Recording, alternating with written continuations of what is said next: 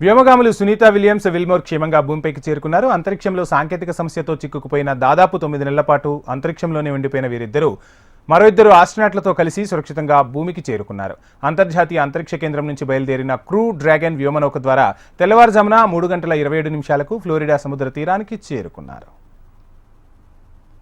గంటకు 17,000 మైళ్ల వేగంతో భూమి వైపు ప్రయాణించిన డ్రాగన్ క్యాప్సూల్స్ క్రమంగా వేగాన్ని తగ్గించుకుంటూ వచ్చింది. గంటకు వేగం 116 మైళ్లకు చేరుకున్నాక ఒక్కసారిగా పారాచూట్లు తెరుచుకున్నాయి. 4 పారాచూట్ల సాయంతో వేగాన్ని మరింత నియంత్రించుకుని క్యాప్సూల్స్ సురక్షితంగా సముద్ర జలాల్లో దిగింది. Next, stand by for the main deployment of the parachutes. The mains are quite a bit larger. You'll be able to notice the difference on your screen once they deploy and they begin to inflate fully. 4 beautiful. NASA సిబ్బంది అక్కడికి చేరుకుని చిన్న చిన్న బోట్ల సాయంతో దాన్ని ఓ నౌకపైకి తీసుకొచ్చి ఒడ్డుకు చేర్చారు. అనంతరం వ్యోమగాములను హ్యూస్టన్లోని జాన్సన్ స్పేస్ సెంటర్కు తరలించారు. అక్కడ వారికి వైద్య పరీక్షలు నిర్వహించారు. 9 నెలలుగా భూ గురుత్వాకర్షణ శక్తికి దూరంగా ఉండటం వల్ల ఆరోగ్యరీత్యా ఇక్కడి వాతావరణ పరిస్థితికి రావడానికి కొంత సమయం పడుతుందట.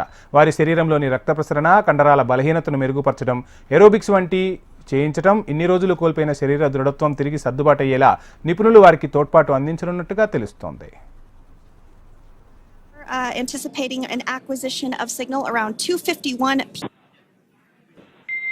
Copy that, Freedom. 2024 జూన్ 5న ప్రయోగించిన బోయింగ్ వ్యోమనౌక స్టార్లైనర్లో సునీత, విల్మోర్లు కలిసి అంతర్జాతీయ అంతరిక్ష కేంద్రానికి వెళ్లారు. ప్రణాళిక ప్రకారం వీరు 8 రోజులకే భూమిని చేరుకోవాల్సి ఉంది. స్టార్లైనర్లో సాంకేతిక సమస్యలు తలెత్తడంతో వ్యోమగాములు లేకుండానే స్టార్లైనర్ భూమిపైకి తిరిగొచ్చింది. అప్పటి నుంచి సునీత, విల్మోర్లు ఐఎస్ఎస్లోనే ఉండిపోయారు. Of the parachutes. The mains are quite a bit larger. You'll be able to notice the difference on your screen once they deploy and they begin to inflate fully. 4 beautiful, healthy mains.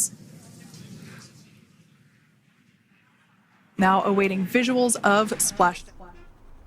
9 నెలల్లో అనేక ప్రయత్నాల అనంతరం space X crew డ్రాగన్లో ISS నుంచి బయలుదేరారు. భారత కాలమానం ప్రకారం మంగళవారం ఉదయం 10:15 అన్డాకింగ్ ప్రక్రియ చేపట్టారు.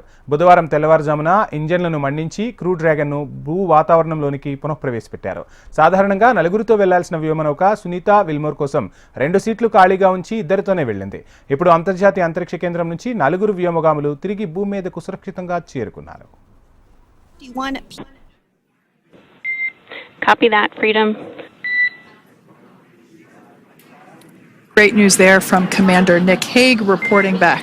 We see a healthy flight computer. Expect automated chute deployment. Earth.